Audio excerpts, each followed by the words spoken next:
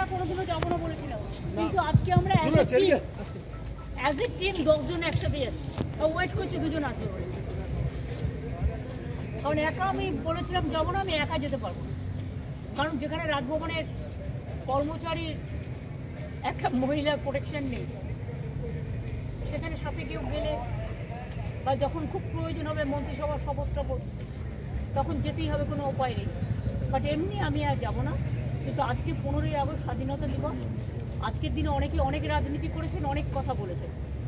আমি শুধু বলবো আগে চ্যারিটি বিগিনস অ্যাট হোম, নিজেদের দিকে তাকাতে। রাজভবনে আজকে মেয়ে ওই যে ওয়ার্কার এমপ্লয়ি, তার কেসটা তো আপনারা সবাই জানেন, আমার নতুন করে বলার কিছু নেই। আগে তো নিজের দিকে তাকাতে হবে, তারপরে তো অন্যদের সমালোচনা করবে। আর আমি তো পরিষ্কার বলেছি যে এই ঘটনাটায় আমরা সবাই নিন্দা করি। আমি কালকে ফাঁসির দাবিতে মিছিলও করব এবং আমরা চাই ফাঁসি হোক। আমি পুলিশকেও সেই হোক বলেছিলাম সেইভাবে, এবং ওরা করেও ছিল।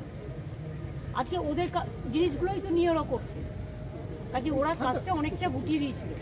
ভিডিও দেখুন, দেখলেই পতাকা দেখতে হবে। ভিডিওগুলো দেখুন না, ভিডিওগুলো পাননি আপনারা?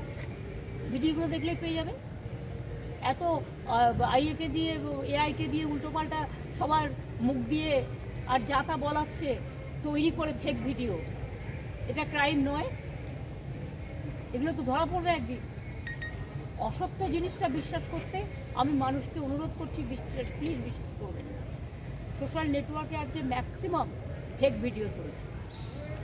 সেটা পুলিশের ব্যাপার, পুলিশ বলতে পারে, পুলিশ তার কথা পুলিশ বলবে, সেটা তো আমি বলার শোভা পায় না। যার কাজ সে করুক। আমার ডিসি খুব অসুস্থ, ডিসি অনগ্ল্যাড হয়েছিল, তার সারা গা রক্তে ভেসে গেছে ওদের অত্যাচারী।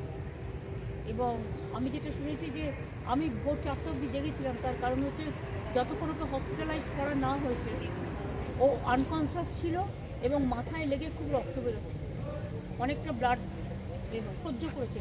সহ্য করা ভালো, ছাত্রছাত্রীদের প্রতি আমাদের কোনো রাগ নেই, ওরা করেনি, আমি ওদের সমর্থন করি। কিন্তু আমার রাগ হচ্ছে যারা পলিটিক্যাল পার্টিগুলো এর মধ্যে ঢুকে মানে ঘোলা জলে মাছ ধরতে নেবে। মারা গেছে বিনা ট্রিটমেন্টে, এবং আমার কাছে এক্ষুনি খবর এসছে কয়েকজন পেশেন্ট যারা আছে ওখানে, তারা বলেছে আমরা আমাদের পেশেন্টকে নিয়ে চলে যেতে চাই, কারণ আমরা ট্রিটমেন্ট এখন যদি কোনো পেশেন্ট বলে তার বাড়ির লোক যে আমি এখানে ভরসা করতে পারছি না, আমার ট্রিটমেন্ট হচ্ছে না, আমি আমার পেশেন্টকে নিয়ে যেতে চাই, সে তো নিয়ে যেতে পারে, এটা তার নিজের অধিকার। খারাপ লাগছে আমাদের, আজকে তো প্রায় 6-7 দিন হয়ে গেল, আর কদিন না ওরা অঙ্গীকার নেয়। পুলিশের যেমন কোনোদিন ছুটি নেই, এবং পুলিশে যেমন পুজো হোক এ হোক, ওদের সারাক্ষণ ডিউটি দিতে হয়, যখনই ডাকবে এমার্জেন্সি আসতে হয়। ডাক্তারদের সার্ভিসটাও এমার্জেন্সি সার্ভিস, এটা তাদের বিবেচনার উপর আমি ছেড়ে দিলাম। আমরা তো আবেদন জানিয়েছি বারবার, প্রচুর গরিব মানুষ সাফার করছে।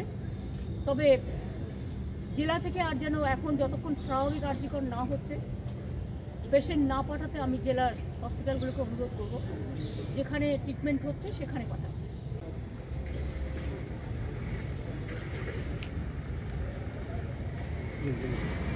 সময় থাকবে তো